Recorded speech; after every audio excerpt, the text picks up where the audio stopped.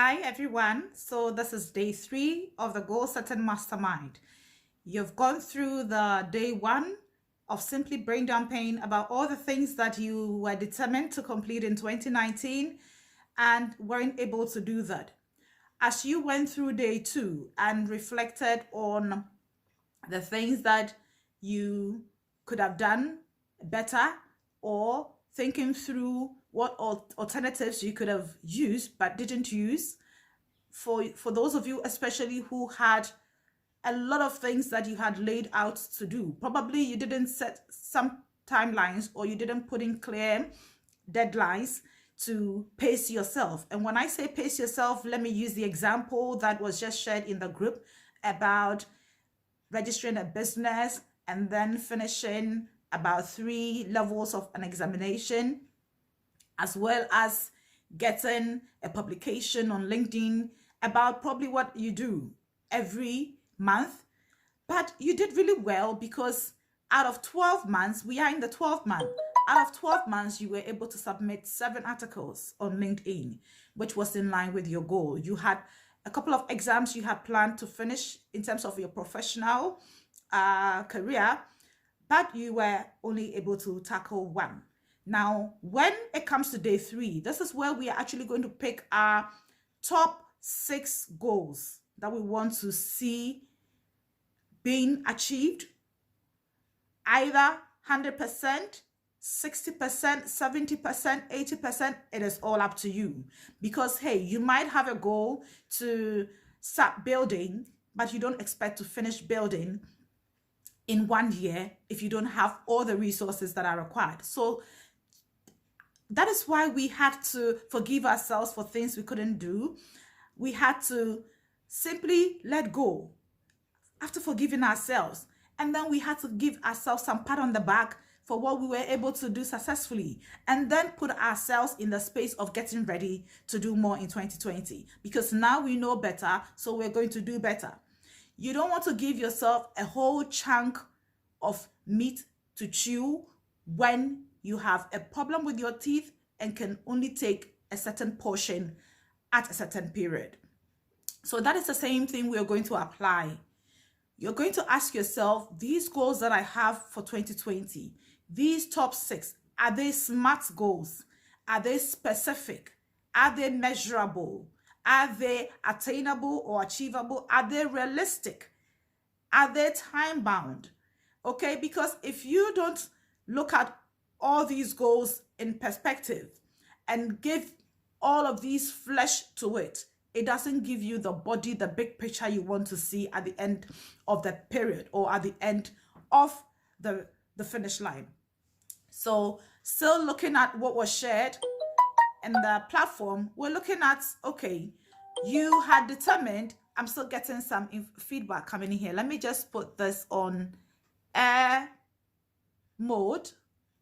I'm putting this on airplane mode so I don't get all the notifications. Sorry about that. So based on the examples, and that's how come I encourage all of you to share your examples, share your experiences, so we talk about it and help you gain clarity. First of all, you probably want to ask yourself, these examinations that I want to finish, these levels that I want to complete for my professional career, when are the exams dated? When some of the professional exams you're given, let's say, after making payment, you're given up to a maximum of 2 tries. You're given sometimes a maximum of 3 tries. Sometimes your payment allows you to resit the exam twice. Now, we're not saying that have that mindset of failing the first time so you go and resit the second time. But what we're saying is that you need to stagger it and make it smart enough. Is it realistic for you to finish all of these? And what would be required of you? Would you need extra classes?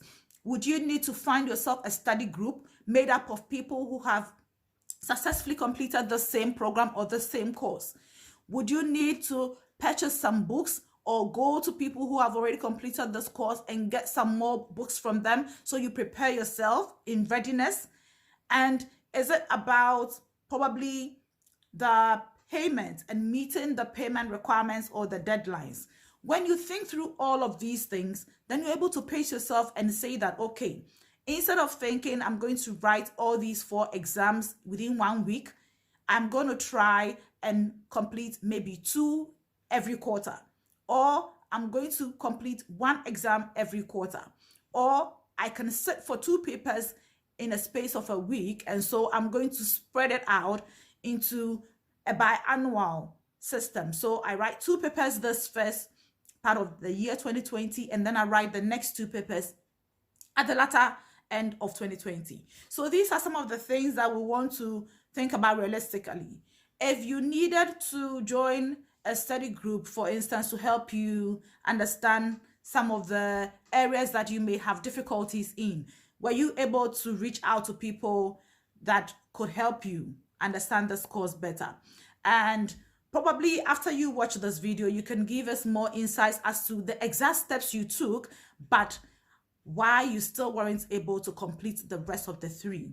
So I'll leave it at that for your particular goal or challenge.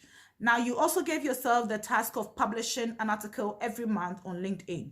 What you also need to ask yourself is, were you writing about a general theme, or were you picking something specific to what you are doing? And what was the intention? What was the intention? Was the intention to market your services?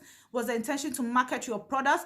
Was the intention just to share a tip, especially when it comes to a difficult area in that particular industry or that particular environment you find yourself?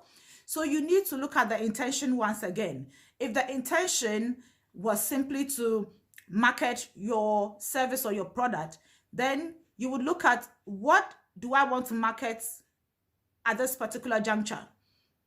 What do I want my audience reading this article to do after they have finished reading the article? Is it just to like it? Is it just to comment about it? Is it to reach out to me? So there must be a clear call of action. What was the call of action? Because if you had that call of action clearly stated and you were getting the response from the audience, you will feel energized by it and more committed to honoring your word of sharing at least an article every month. And you should also ask yourself, was it going to be in the first week of every month, the last week of every month, or somewhere in the middle? Or it was just going to be as and when you had something really substantial to discuss or to talk about? So that is what I would say, but kudos for that, because you were able to achieve 7 and you've got a few to go. Let's say we have just this month, but as you said, you can project into next year and then pace yourself. If every month was too much of a realistic goal to achieve, would you want to give yourself releasing 1 every quarter? And then if you exceed that goal, all the better, so that it doesn't put too much strain on you and it doesn't make you feel unfulfilled because you had too much to do or too much on your plate. So day 3 is about looking at those goals again and making them smart. You want to ask yourself, what is the specific thing that I want to achieve at the end of this goal? You have that vision set in front of you. You want to do A, B, C. What is it? What is a specific thing that you want to achieve? Okay? And when I read your comments later, I'll pick on a few more and then break it down for you. Is it measurable? You need to have specifics. Is it measurable? Do you want to accomplish A, B, C within 3 months? If you don't put a timeline to it, it will be difficult for you to work towards it because you will think you have all the time in the world, but you don't. Is it attainable? Is it achievable? If I say I want to travel to every country in the world as a goal in 2020, what am I saying? Is it achievable? Do I have the money for all the flight tickets? Do I know where I'm going to stay in all of the countries in the world? So it is basically not an achievable goal. So we're saying that you may have a wish, you may have a desire, you will probably want to go to space, but is it achievable? Because there are certain things you must think about and talk about. You should have the resources, you should have the requisite equipment, you should have the requisite knowledge, you should have the requisite capacity and competencies, you should have the requisite support group. So all of these things you need to look at, and then look at your goal again and say, is this thing achievable? And then you could also look at the aspect of, still in the line of SMART, realistic. So we're still talking about the year 2020, what you want to achieve. Assuming you wanted to start building, a realistic goal for one person would be, let me finish the foundation because I already have the land. So that is a realistic goal for somebody.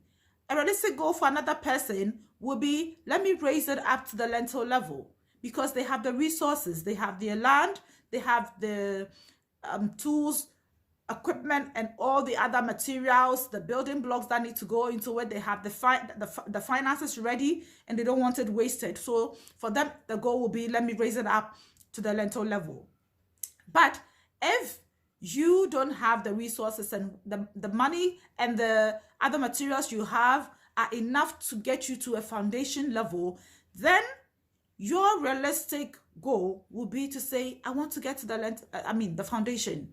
I want to get the foundations right. If it's a business, you're talking about, do I have a clear target market that I want to reach? Do I have a clear target market? Am I looking to speak to mothers? Am I looking to speak to parents? Am I looking to giving my product or my service to people within the age group of this and that?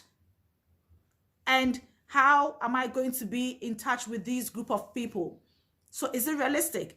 If I am in Ghana and I want to market my products to people in the US and I don't have any contact in the US, and I am also not internet, or I am not, I don't have the competency or the capacity to use the internet of things to sell my products, then how realistic is that? Okay, so if that is the goal, then you should be asking yourself, how do I make it specific? Who or which state in the US do I want to market to? Who can I contact? Who, even in Ghana, knows somebody there that I can go through in order to market my products? Making it specific, making it measurable, attainable. By what timeline? Okay, I know this person is going to be here within this time frame. If this person is ready to support me in marketing my products to this group of people in the state, in the USA, then when are they traveling there? When would they be there? For how long would they be there? And how can I keep in touch with them, give them the goods or the products, and then make them market it there? What is the incentive? What is going to be the reason for which they will be willing to come on board to support me do this? Okay, so you think through all of these things and then make it time bound. Make it time bound and then give yourself time and say, within 6 months, I want to see this business growing or flourishing, and then I can decide on increasing the quantity or the supply, or looking for another market in another field, okay, or in another state. So we're saying that day 3, we want to pick all of the things and the ideas. Some of the projects and goals you couldn't achieve in this year, you can still work towards them in the coming year. It doesn't mean that you just simply ignore them because they weren't achieved. And that is why in day 2, we wanted to look at what are some of the milestones you were able to achieve, and you celebrate that. And that is why I'm looking at the example. You celebrate the fact that you're able to at least publish 7 articles out of the 12. And then you ask yourself, in the coming year, what were the things that I did wrong that made me not able to publish all 12 that I had determined to do? Do I still have the competency and the capacity to do that in the coming year? What do I have to do? Sometimes you can schedule. So you can pick a day and write 3 articles, but you will just schedule and publish 1 this month, publish the next in the coming month, publish the next in the subsequent month. You don't necessarily have to wait till you get to that month before you start doing something, and then other things come in your way and you have too much on your plate for that month, and then you realize you weren't able to publish. Okay, so those are some of the realistic things you can think about and start planning towards them. A lot of the people you see sharing videos, sharing live feeds programs. If it's not a live feed, of course, if it's a video, you'll be surprised.